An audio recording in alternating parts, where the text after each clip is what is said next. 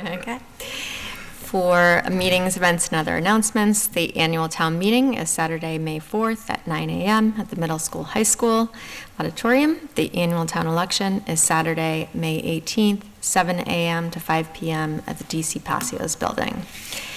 The yard waste days have resumed. They're every Saturday until May 18th, 8 a.m. until 4 p.m. at 27 Youngs Road, which is behind the Tri-Town buildings. The Lunenburg Cub Scouts will be hosting their annual plant sale on May 11th, 8:45 a.m. until 3 p.m. on the Ritter Building Memorial Lawn. For board, committee, commission vacancies, we have the following positions. 1 vacancy on the Architectural Preservation District Commission, 1 vacancy on the Council on Aging, 2 associate vacancies on Green Communities Committee, 1 member-at-large vacancy on the Open Space Committee, and 1 vacancy on the Personnel Committee. Anyone interested in any of these positions, they can find the volunteer applications on the town website, complete them, and return them to the Select Board's office. And if you have any questions on the roles and responsibilities, you can call the office at 978-582-4130, extension 144. For employment opportunities, we have the following positions: a land use director position for 40 hours a week, planning board administrative assistant for 36 hours a week, seasonal cemetery laborers, and seasonal lifeguard positions. Information on each of these positions can be found on the website under job opportunities and how to apply. The 2 seasonal lifeguards we just made, does that take that off, or do we still need more No, lifeguards? they still would need more positions. And we're waiting to see if some additional ones would return from last year. An update on the Flat Hill drainage overall project. Per the last select board meeting, the town is working with McCarty Engineering on work to be done to the detention basin, and their surveyors were on site yesterday working on that survey for the basin. Funding for Flat Hill Culvert Project, a different part of Flat Hill. After speaking with Mass DOT about the Flat Hill Culvert Project and possible additional state funding for that project, we submitted a letter requesting an additional $100,000 in funding, which we were notified last week that we will be receiving. We currently have $500,000 from a small bridge grant and remaining $375,781 in a town appropriation. The project was put out to bid in March, and the lowest responsible bidder came in at $830,230. So this additional $100,000 from Mass DOT will help pay for the higher than estimated construction costs, including any contingency funding, project oversight from our engineering firm, utility relocation, and eminent domain expenses. So that was good news that they Excellent news, yes. received another $100,000 for that project. Rural roads funding that the DPW director talked tonight about, just a little bit more about what that is. That's was also a surprise, pleasant surprise that we received, although not significant. It does add to our Chapter 90 total. The Massachusetts Department of Transportation announced that $25 million in supplemental funding included in a fiscal '24 transportation bond bill is now available to municipalities for road and bridge repair and construction. By statute, the Rural Roadway Funding Program is to be distributed to all communities through a formula that favors rural communities, with apportionments based 20% on road miles, 20% on population, and 60% on whether a community is considered rural. For this program, rural communities are defined as having a population of less than 10,000 and a population density of fewer than 500 people per square mile. On April 9th, Mass DOT said apportionments have been added to each city and town's Chapter 90 account, and the funding must be spent according to Chapter 90 rules and procedures with no spending deadline. Lunenburg's apportionment is $21,979. An update on requests for proposals, an invitation for bids. An invitation for bids for landscaping at town facilities and parks is due on June 11th. And we are rebidding the removal of solid waste at the Woodruff property, which is 104 Fairview Road. Bids are due on June 12th.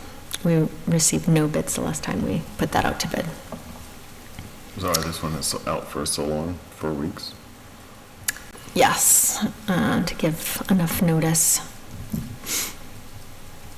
An update on TCP and relocating the public access studio. On Friday, April 12th, there was another major leak into the public access studio at the TC Passios building. Due to the ongoing leaks in that area and potential damage to their equipment, the facilities director and I agreed we would move them to the back wing of the building where there have not been any leaks. The facilities director is handling getting the necessary electricity, cabling, and sealing the floors done before moving the studio, which will occur after town meeting.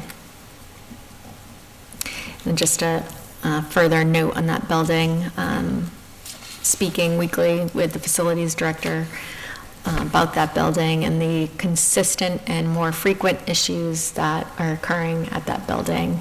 You're going to hear more and more about the expenses that we're having to incur for that building. And what we need to plan to do is becoming more and more Obvious. obvious and an immediate need.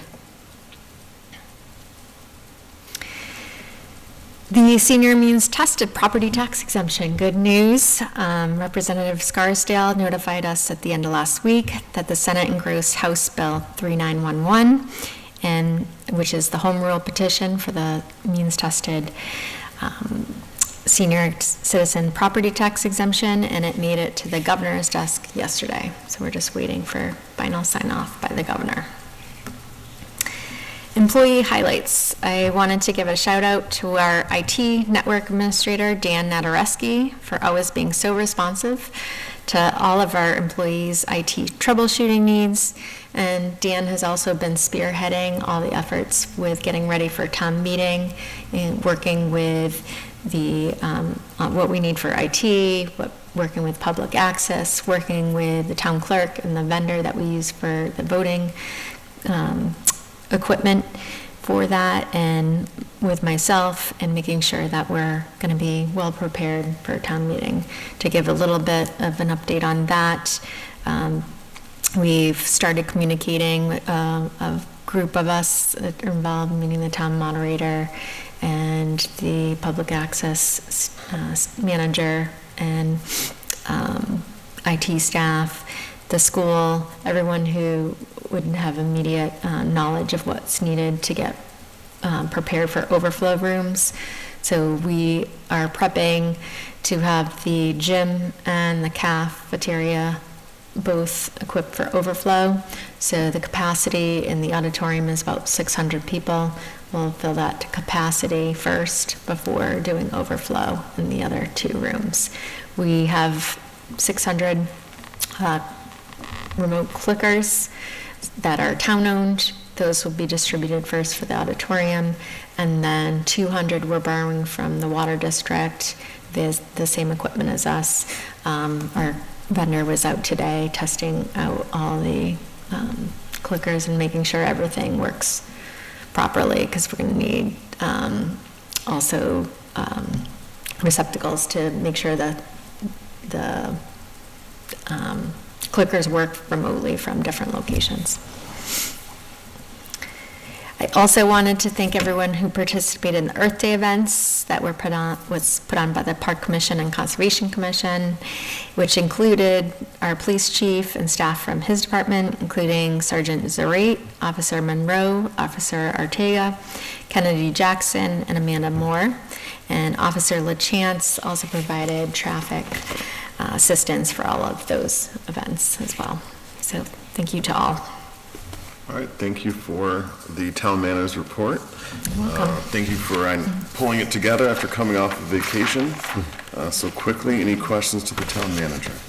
No questions, but I want to echo her shouting out of Dan Nadareski. I've dealt with Dan for many years in many different capacities, and he is excellent to work with, really knows his stuff, always responsive, always professional, and he really is intent on doing an excellent job all the time, so I couldn't, He is. I couldn't agree more.